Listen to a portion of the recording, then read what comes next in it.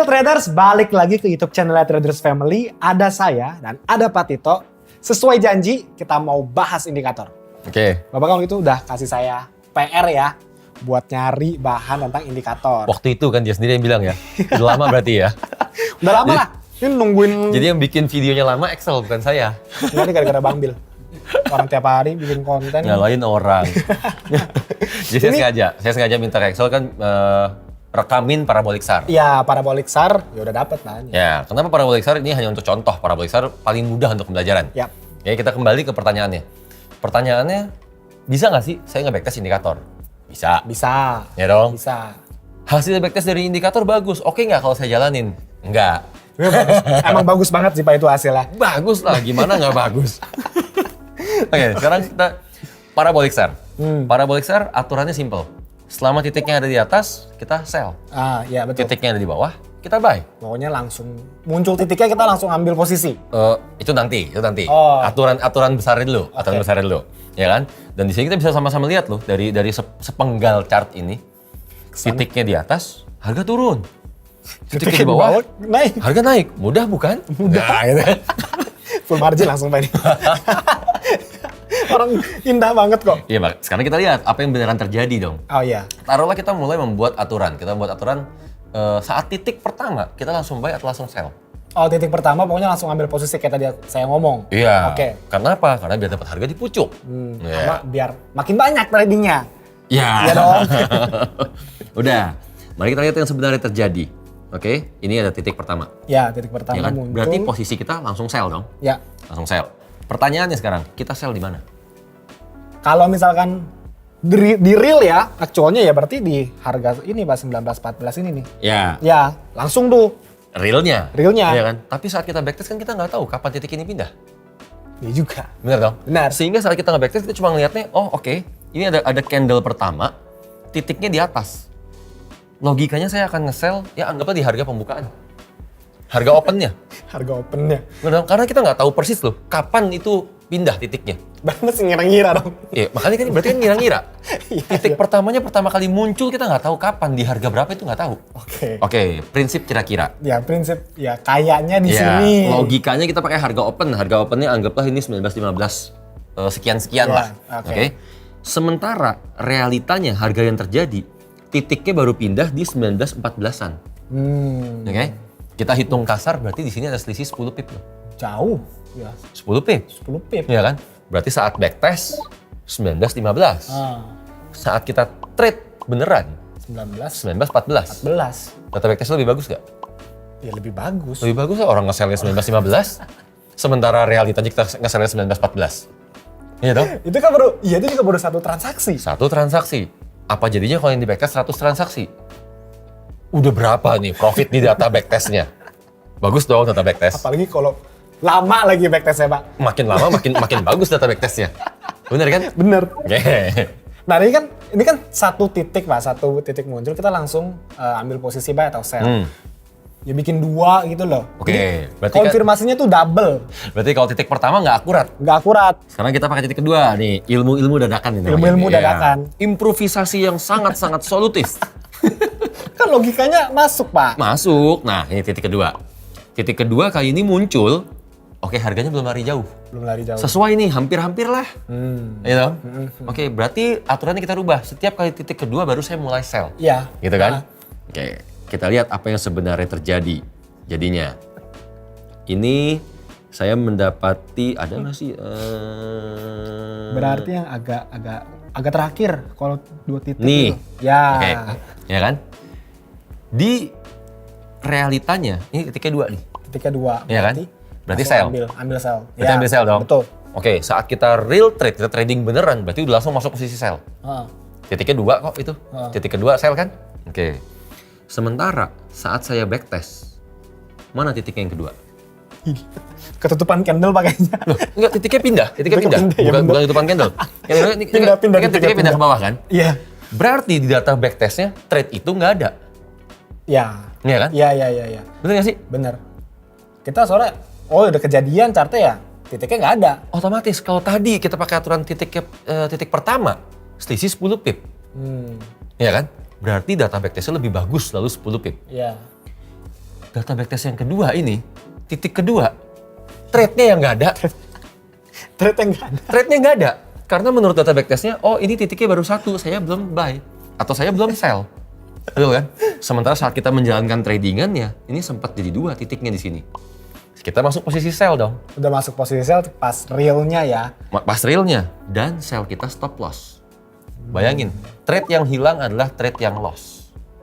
Ya berarti bisa, wah jumlahnya bisa berubah dong kalau kayak gitu. Data backtest-nya lagi-lagi pasti bagus kan? Karena trade yang loss-nya nggak ada. Tambahin titik ketiga. Kok kayak gini nggak akurat. Titik ketiga kita cari titik ketiga. Sampai ke 7 Ini gitu. titik ketiga. Ya kan? Ini titik ketiga. Oke, di sini kita baru buy. Sama ini. Nah, ya kan?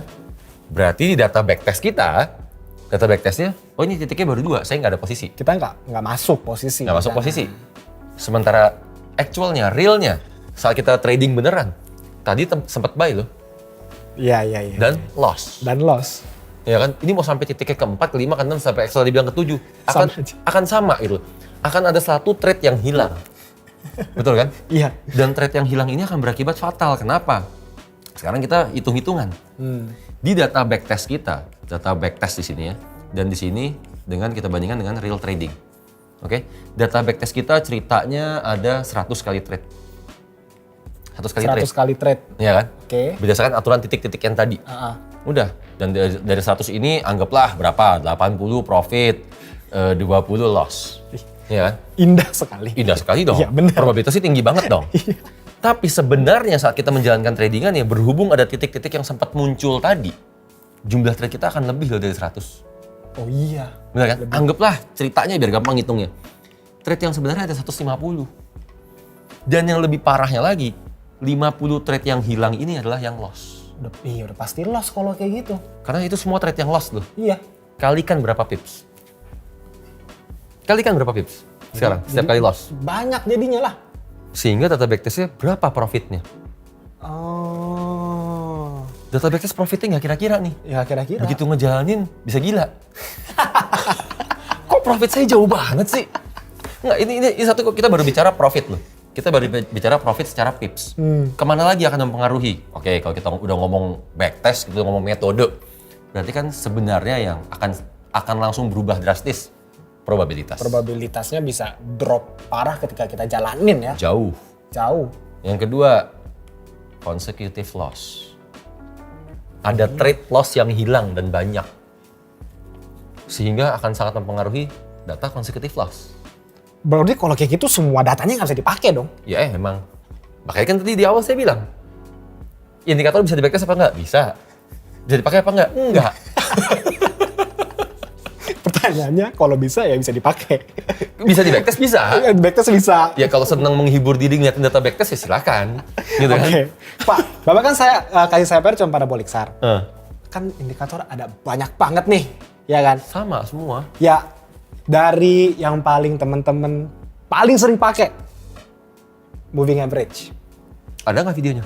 Moving average nggak videonya, Bapak gambar aja kayak gimana gitu loh. Ini orang mau jarang-jarang nyusahin lagi. Soalnya banyak yang pakai moving average. Oke. Sekalian aja udah. Excel. Sekarang kalau moving average berarti kan teorinya. Ya. Teorinya kalau moving average itu saat nge-cross begini kan? Ya, Saat nge-cross begini berarti disinilah kita sell. Atau kebalikannya ya. Begini. Ini Kebalikannya. begini, nah disinilah kita akan masuk posisi buy. Gitu kan? Ya. Oke, sama nih. Kita ngeliat indikatornya. Tuh, setiap kali nge-cross di atas, harga turun. Nge-cross di bawah, harga naik. Mudah bukan? Ya, lagi-lagi begitu kan? Tapi begitu kita menjalankannya, saat kita menjalankan, ini ada apa? Harga sempat nge-cross begini. Saat harga sempat nge-cross begini, Kita udah masuk. posisi nih, candle turun gitu kan? Tiba-tiba di sini candle-nya naik. Di sini candle naik banyak nih. Ya kan? Saat di sini candle-nya naik banyak, Ini kebuka. iya, ini yang tadinya udah silang begini, tiba-tiba mangap nih kebuka. Ya kan? Yang berarti datanya akan jadi, garisnya akan jadi seperti ini. Nah, mangap dong. nggak jadi nge-cross kan?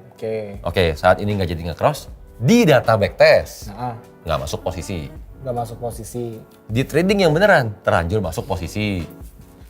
Tapi saya mau tanya Pak, kalau misalkan trading beneran nih ya, ketika dia udah nge-cross, kita nggak langsung masuk posisi. Tapi kita pasang pending order. Masuk pending order gimana? Nge-cross, misalkan udah indikator untuk kita nge-buy. Pasangnya buy stop. Terus? Jadi tunggu bener-bener marketnya naik dulu, barulah kejemput. Karena kalau misalkan seperti ini, marketnya malah turun, kebalikan kan nggak kejemput posisi kita. Iya, tapi kan pertanyaannya sama. Saat kita nge-backtest, Oh iya, backtestnya ya. saat kita nge-backtest ya, ini nge-cross atau enggak sebenarnya? Soalnya saya mikirnya kalau misalkan pakai pending order, jadinya nggak masuk transaksi. Bener, saat pending order nggak masuk transaksi. Iya. Dari mana kita tahu formula terbaik untuk entry exit-nya?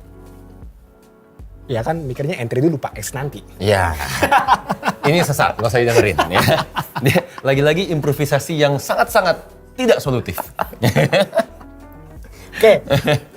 Moving average ada lagi kayak RSI, RSI. RSI sama, RSI kalau nggak salah angkanya 70-30 ya? 70-30 ya? Saya udah gagal lupa nih RSI. Udah, terus kan ini kan jadi gini, kalau kayak moving average atau parabolic SAR, ini kan indikator yang lebih untuk tradingnya gaya tren. Ya. Sementara RSI ini lebih trading range. Paling tahu Bapak indikator. Jebolan baby pips. Kan zaman dulu juga baca di baby pips. Situs semua. Baby pips pokoknya. Itu forumnya masih ada nggak ya? Saya nggak tahu. Masih ada ya? Masih. Nah, intinya di sini kan kita mau mendapati saat harga overbought apa harga oversold. Ya. Iya kan? Ya. Udah, makanya di sini menjadi parameter, oh kalau udah mendekati harga 30 di area 30 ini oversold. Ya kan? Sementara area 70 adalah overbought. Pokoknya pas simpelnya di 70 kita bisa nge-sell gitu. Betul. 30 bisa nge-buy. Betul. Ya. Kita lihat indikator, ya kan saat nge-backtest. Sama dong.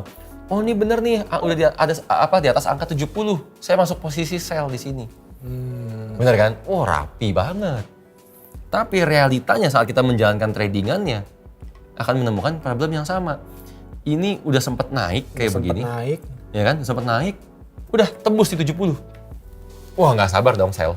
Harga pucuk. Harga pucuk. Tiba-tiba di sini marketnya bergerak turun, tajam. Oh iya. Candlestick-nya bergerak turun tajam. Apa yang terjadi sama indikatornya? Nukik ke bawah gitu loh. Ini yang tadinya udah sempet di atas nih dia nih. Nggak jadi. Tiba-tiba nukik ke bawah begini. Kena gocek. Nah, nggak jadi nyentuh angka 70 loh. Oke. Betul kan? Iya. Yang berarti sama, di data backtest ini nggak ada trade. Sementara trading yang sebenarnya kita terlanjur masuk posisi. Selalu ada trade yang jomplang. Oke. Dulu yang paling parah kondisi fatalnya tahu nggak apa? Ini kan tadi RSI 70-30. Ya kan? Oke, RSI mengatakan marketnya overbought apa oversold, udah jenuh intinya, ya kan? Lalu kita akan menghadapi kondisi-kondisi seperti ini. Di mana marketnya di sini lagi bergerak naik misalkan, naik. Terus di sini ada indikatornya dong. Si indikatornya udah bergerak begini. Udah nyentuh ke level 70-nya berarti. Menyentuh level 70. Oke? Saat menyentuh level 70, otak kita langsung ngeresponnya apa? Sell. Overbought. Iya. Betul kan? Bener. Overbought, sell. Oke. Anggaplah di sini masuk posisi sell. Dah? Oke. Lalu, indikatornya bergerak begini. Turun sedikit, naik lagi. Turun sedikit, naik lagi. Turun sedikit, naik lagi. Di situ-situ aja. Di situ-situ aja tuh. Indikatornya. Marketnya. Yang tadi cuma turun sedikit, naik lagi, turun sedikit, naik lagi. Marketnya aslinya turunnya sedikit, naiknya banyak. Turunnya sedikit, naiknya banyak. Turun sedikit, naiknya banyak. Oh. Dan ini kenapa ini akan jadi fatal gitu. Karena saat kita mengatakan, oh ini overbought, ini jenuh. Market akan segera turun. Ternyata marketnya tren. Marketnya naik terus. Dan dalam kondisi ini mayoritas orang ditahan itu sell-nya. Oh iya, karena logikanya dari indikator RSI-nya masih di atas 70. Indikator RSI-nya mengatakan overbought. Sudah jenuh. Dia akan turun. Nggak taunya yang dilawan tren. tren gede lagi. Dan indikatornya nggak ada angka atasnya lagi. Dia cuma mondar mandiri di atas. Bener nggak sih? Akhirnya ini yang bikin kita langsung margin call pasti. Karena patokan kita ini indikatornya kan bilangnya turun. Nggak taunya marketnya bergeraknya nukik nggak kira-kira nih. Tren.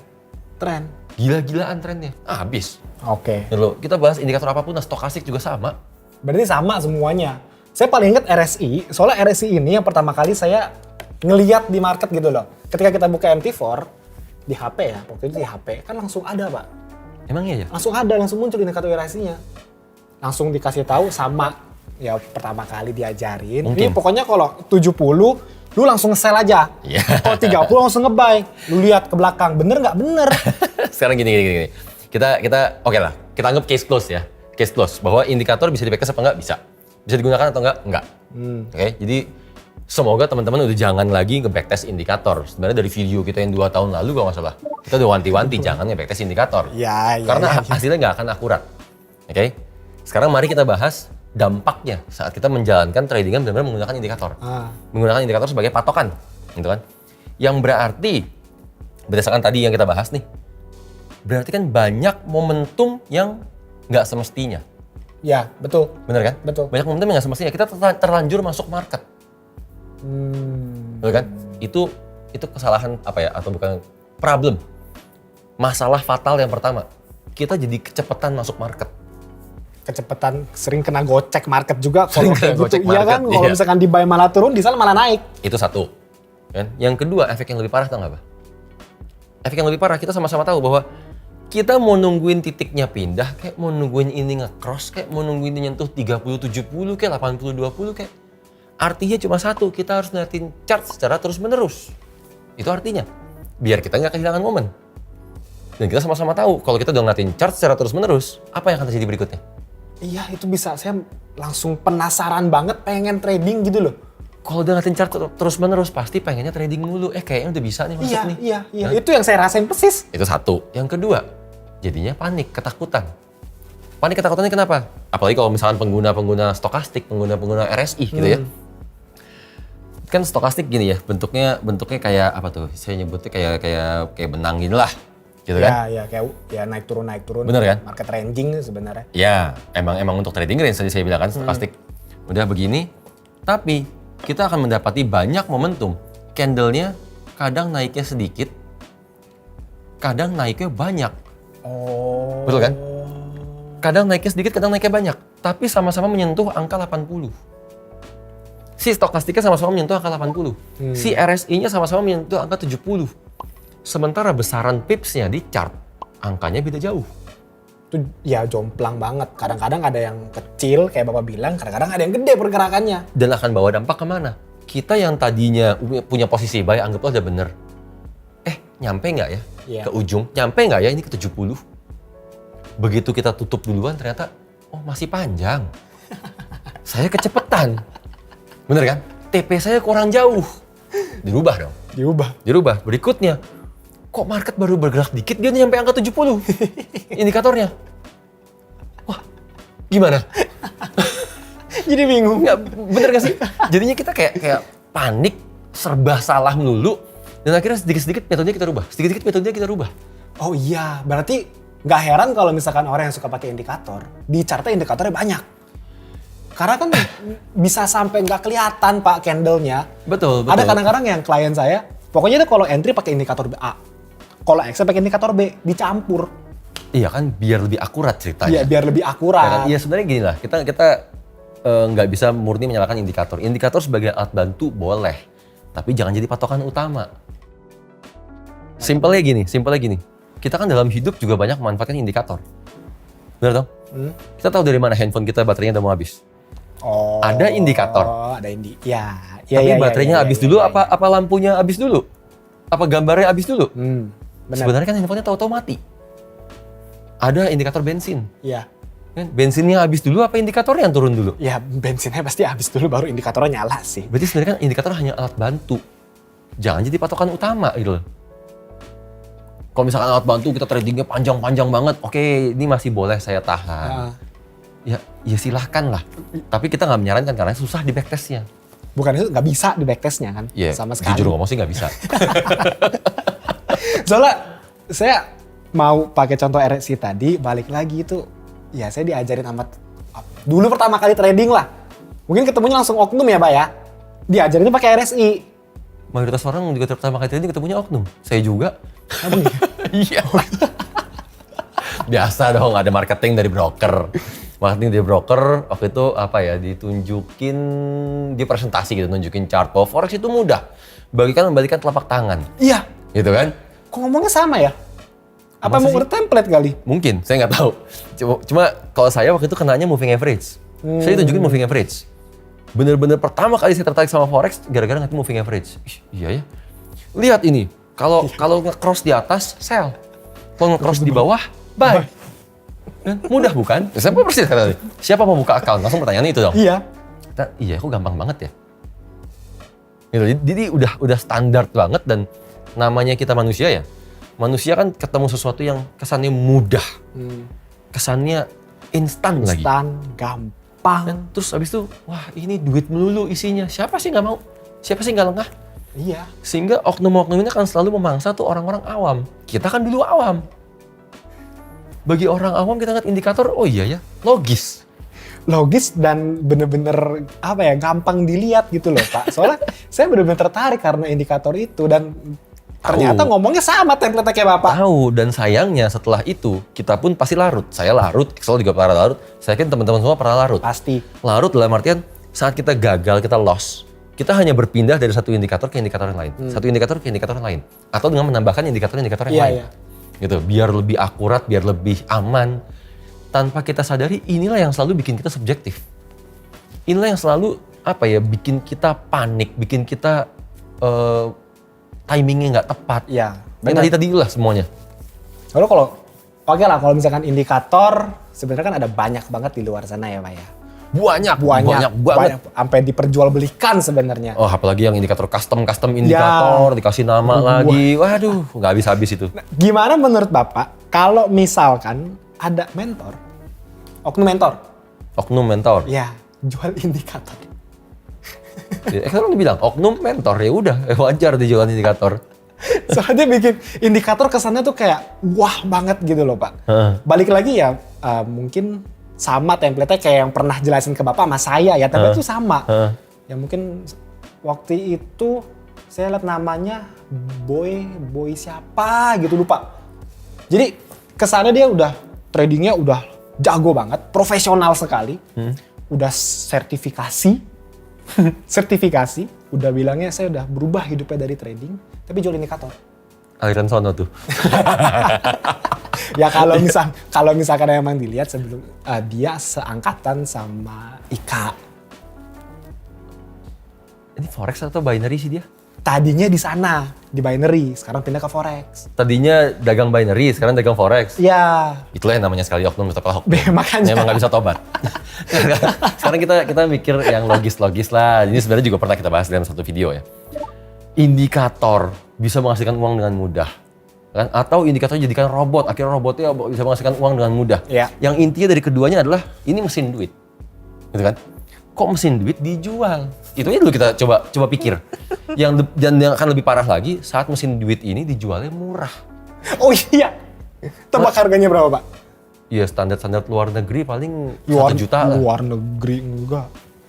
Oh iya, 1 juta tapi di diskon jadi 50.000. 50.000. Di diskon harganya 1 juta dicoret 50.000 paket lengkap. Jadi kalau misalkan 100.000 orang yang beli ya kan. Masih perlu saya jelasin nggak? Mesin duit dijual seharga 50.000. Yang beli sih kebangetan. Ini yang jual begini, yang beli juga begini. Ya bener aja. Sekarang kalau ini mesin duit, kenapa lah dia nggak memperkaya dirinya sendiri, keluarganya, keluarga besarnya, temennya, saudaranya, tetangganya. Capek-capek dia jualan. Bener dong? Dan ini sih marak sebenarnya, bukan cuma yang tadi siapa Excel bilang boy itulah. Seluruh dunia semua sama. Seluruh dunia semua sama. Ada orang-orang yang nggak pernah benar-benar bisa make money di trading. Mereka nggak pernah bisa benar-benar berkarir sebagai trader. Ya emang gagal sebagai trader. Akhirnya ya gimana ya cara balikin duitnya ya? Oke, dagang aja indikator. Dagang aja robot. Jadi tukang indikator, tukang robot kalau ngomong kayak profesional. Iya. Karena setiap hari ngeliatinnya chart gitu loh. Jangan kan profesional Pak, tiap bikin konten di meja taruh duit.